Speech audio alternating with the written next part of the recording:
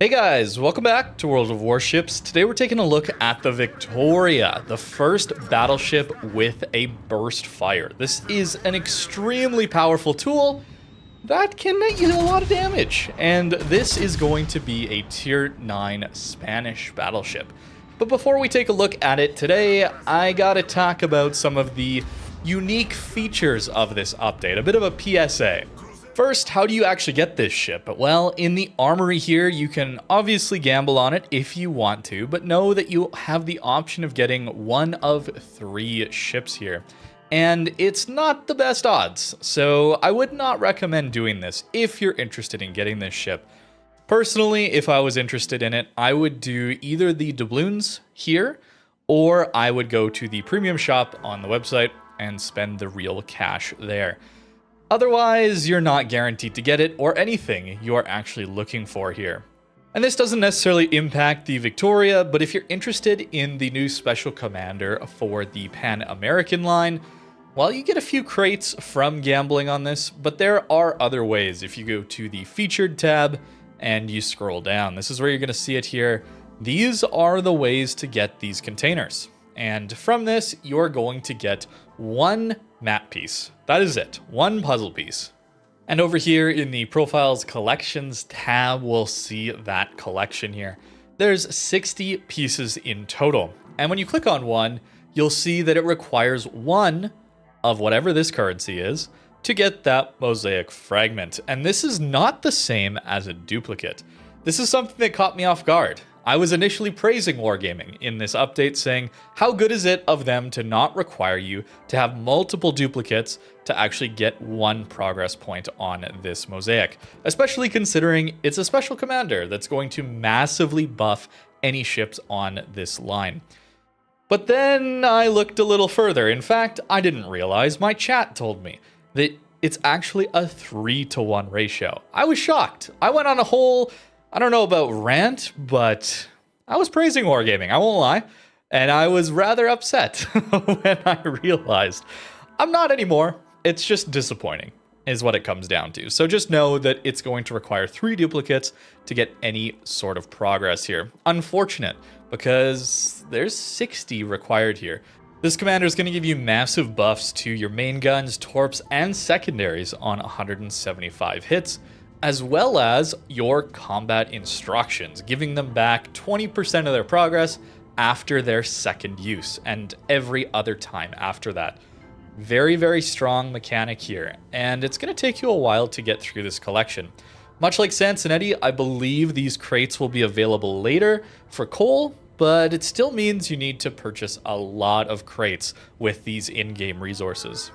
And the last thing I want to warn you guys about is to do with the Battle Pass, or this Event Pass. Each of these items is not locked behind the Premium Battle Pass. This one here is as a bonus at the beginning, and so is this special permanent camouflage at the very end. This battleship is on the free pass line.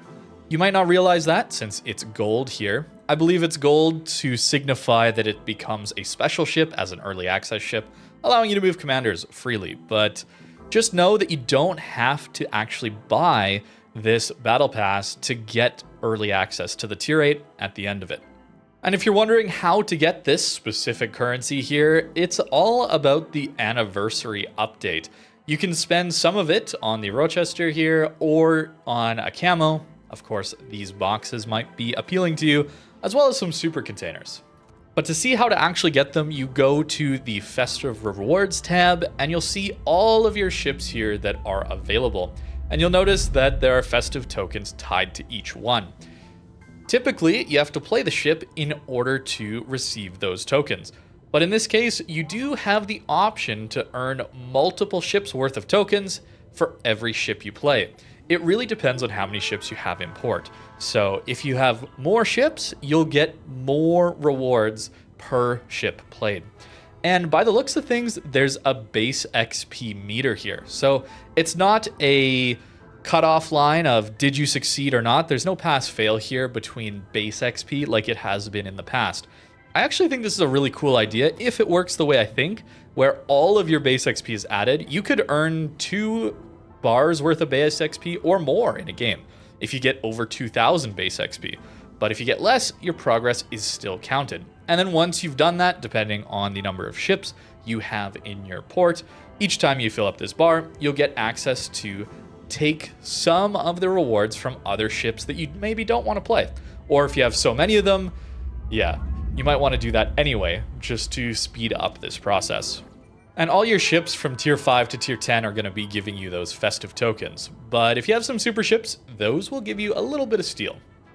And there's a couple bonuses if you're logging in and playing the game over the next couple of updates. Specifically this update, you're going to get a free tier 6 premium container. And if you log in and complete some combat missions, each update, which they're going to be unique and you can't go back, so you have to play each update, you're going to have the option to get either a tier 8 or a tier 10 tech tree ship for free, depending on how many of those you complete at the very end. Which is acting a little bit like that free Yamato or Bismarck they were giving out last Christmas. At least that's what I think, but it's going to require a lot more from you rather than just logging in for Christmas the first time in 6 months or something like that. All right, on to the Victoria though. This looks an awful lot like a Roma, doesn't it? It's probably easier if we talk about what's different on Victoria compared to the Roma. Well, it's tier 9, which, you know, is not going in its favor if it's so close to a Roma. The concealment, the hull is all the same, turning radius, all the exact same. It's actually got slightly lower HP as well.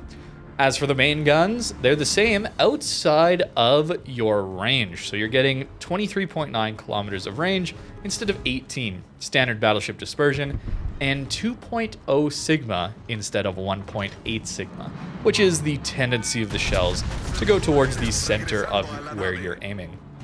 Which is okay. We certainly can get some dev strikes, but it also can troll us. Standard battleship dispersion, yeah, it can be a little bit rough. So the other thing to consider with this ship is the AP shells have better pen.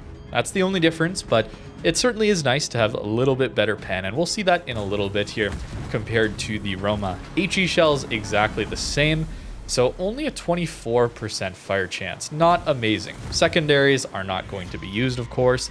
The anti-aircraft is slightly better on the Victoria, but let's be honest, slightly better on nothing is still nothing. Same airstrikes, and then consumables, you may realize or notice, we have a reload booster. This is a 33% reload booster, not 50%, and it lasts 30 seconds. With a cooldown time of 300 seconds. You only get 2 of them, so not the most useful. But the real gimmick here is the burst. We all know that, right? That's what this ship has. It's a Roma with a stutter, as someone in chat liked to put.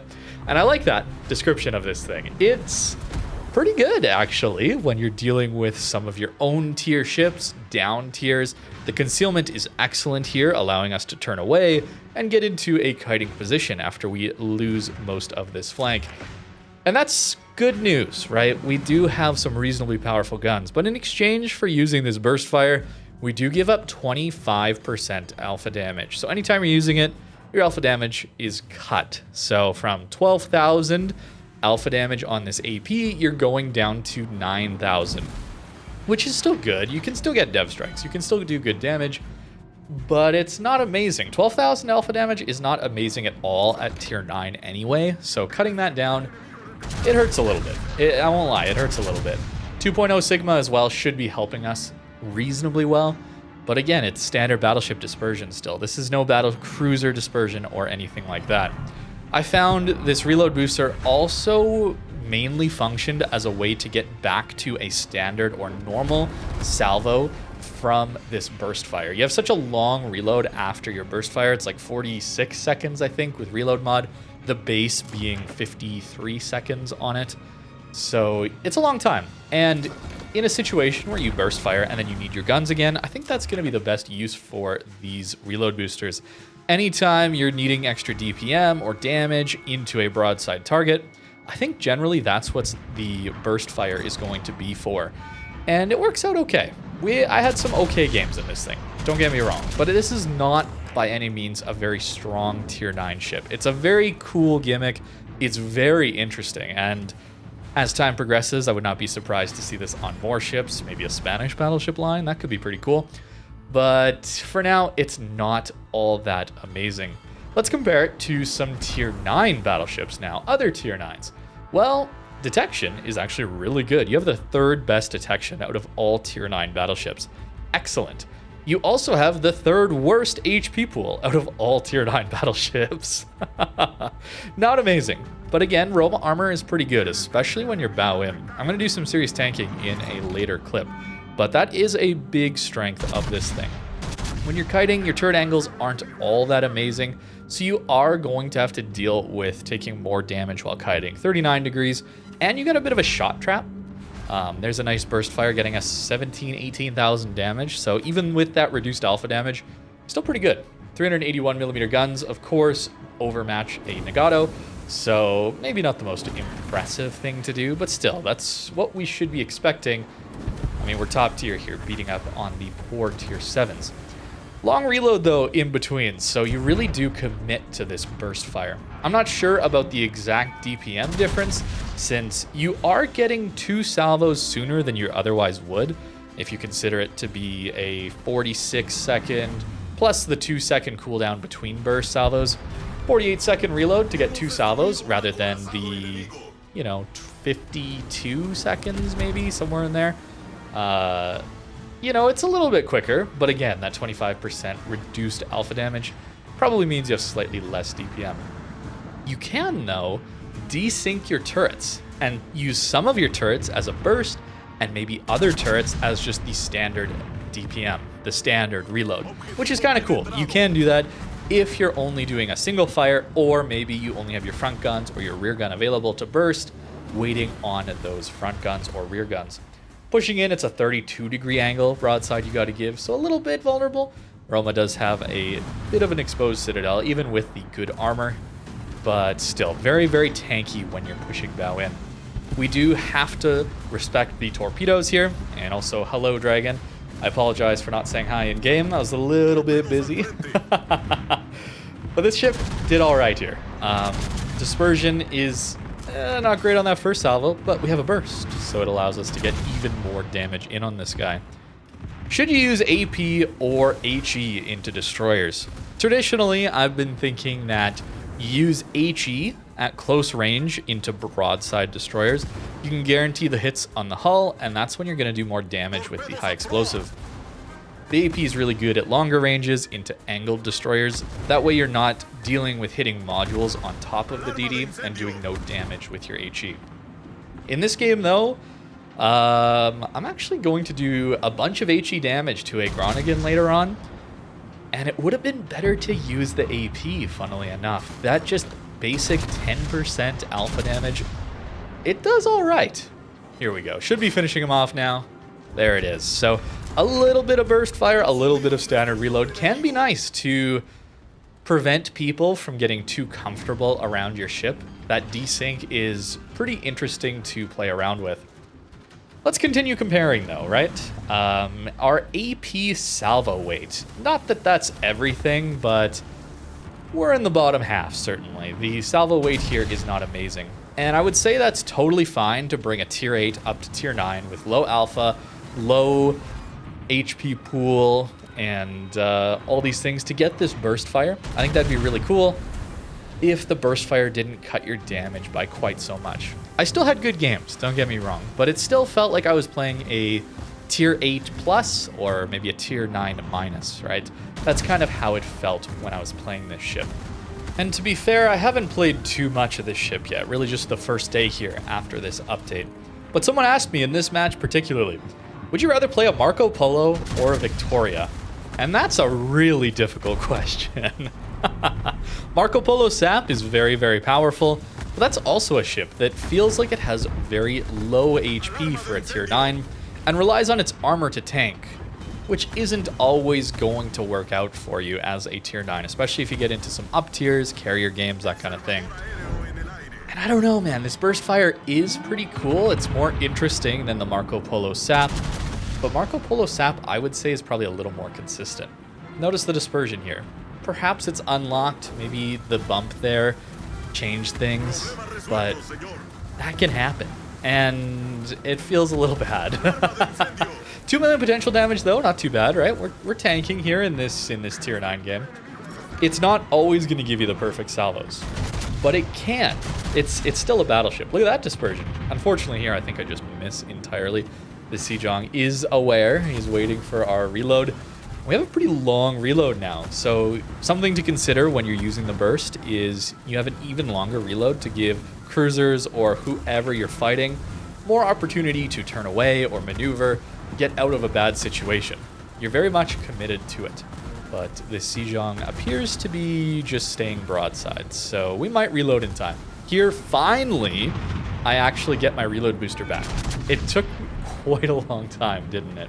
And I'm only going to do the single salvo with the reload booster, and then he's angled and we get a dev strike, right? That makes sense. It makes sense. Now, Pommern here, 29,000 HP. I said it had low alpha damage, right? Yeah, we're just going to get 28k alpha off of 8 full pens. Right? I don't know, man. It seems a little bit random. I am running heavy AP, though. So that's something that is going to help us out in those situations where we need that alpha damage. Into this Akizuki here, the HE burst, getting us some decent damage. You know, a feature of HE is actually that it detonates people. So maybe I was wrong to say you should just use AP into destroyers. Just get a detonation, guys. It's that simple. I'm kidding. That is pure luck that we got that guy. But it is an option. Into this Groningen here, we're going to get a burst fire. This is a great opportunity to use it because the Groningen's going to stay in smoke for a while. So you allow yourself to get even more of your damage online in that single instance. Burst fires are extremely powerful. Are they powerful enough to bring a tier 8 up into tier 9 matchmaker with a slight dispersion buff? I'm not so sure, especially for how much this ship is. Either you're going to be gambling on loot boxes for it, or you're spending the equivalent of 100 Canadian dollars. Our dollar is pretty weak. But still, that is not a cheap ship. And considering we've got things like Black Friday coming up, or the Christmas half-off premium time, as always, those are the things that are the most value-oriented when it comes to spending money on this game. I don't know about this thing. I would definitely be waiting for those situations. That was a decent full match, though. I gotta say, this thing can perform reasonably well. But here's an Amagi. I was being very greedy here. I didn't even shoot at this guy for over a minute and a half, I think, waiting for him to turn away. And he finally did it. And I was like, perfect. I got my burst ready. And disappointment, I think is fair to say. And fortunately, though, we had a good destroyer player that is doing a ton of damage to this guy. And now that he's angled, I'll use my regular salvo. No burst here. Into his angled ship. And, well, with two hits, we just take him out. That's a little disappointing, I won't lie. Maybe it's an Amagi that doesn't actually take that much damage when broadside, has a bit of turtleback. It's not very well angled, though. And on to our last game. Got a few clips from this one. You saw this at the beginning. I had to include it. So here it is again. This is the ideal situation for this. This is perfect, right? There's no better situation that I can think of for a burst fire than this. Slowing down light cruiser to get into their smoke. That's why you buy this ship. That's why you get this thing. That first salvo did not get us the dev strike. The second one guaranteed it. That's the power of this thing, as well as the tankiness. That's where this game comes into play. There's an enemy Satsuma. We got the full up tier into tier super ships, actually. And that's not always the most enjoyable. But Victoria, which has Roma armor, is pretty good. Minnesota stuck on an island. Shells go just a bit high. Maybe I aimed it a little bit too high there as well since he turned in slightly. But still got a decent damaging salvo. It's odd. I feel like the alpha damage is low, and yet some of these salvos are also pretty good. And you know, the more I think about this ship, the more I wonder if it should have been for steel or research points. Something that's super endgame and late player progression locked behind. Because this is a very unique ship. It's very different to play. No other battleship gets this reload booster or this burst fire. And it's not meta defining. It's not going to take over tier 9 and just steamroll everything. And to me, that's what makes a really good premium ship for these very endgame resources. It doesn't mean that new players are locked out of some of the most powerful ships, but it means that there's a very unique experience waiting for you if you grind this game, or you play this game a lot, get a lot of those late game resources. But for a standard premium, if you're looking for a ship to grind you credits, oftentimes that's what your first premium is going to be. You're going to want to grind a lot of credits. Tier 9 here does mean you get a lot of credits. But it also means you want a ship that's going to perform well every match. That's the other element of grinding credits. You have to do well in your game alongside playing a ship with a good credit multiplier. Notice how we took 3,000 damage bow on to that Satsuma? It's pretty good armor. When you're bow in, it's pretty good armor. This Satsuma just took a torpedo or two from our Z42 here. So I'm thinking, hey, why don't I burst some HE at this guy? See if I can't light a fire. Now, this isn't a weak point specifically to Victoria. They just copied over Roma's stats, which have pretty lackluster fire chance. So, unfortunately, no fire, and that kiting angle gets us there. The Satsuma does have very powerful main guns that we have to be worried about, but notice that if you're going to be kiting with this ship, it's going to perform a lot worse. Typically, when you're playing a Roma, especially since you're at tier 8, you can play a bit more bow in, a little more stationary. Try to play where the ships you're fighting are outside of your concealment range. That way, anytime you want to, you can go dark. You don't have to be spotted, and you can use that opportunity to turn away or get yourself out of a bad situation.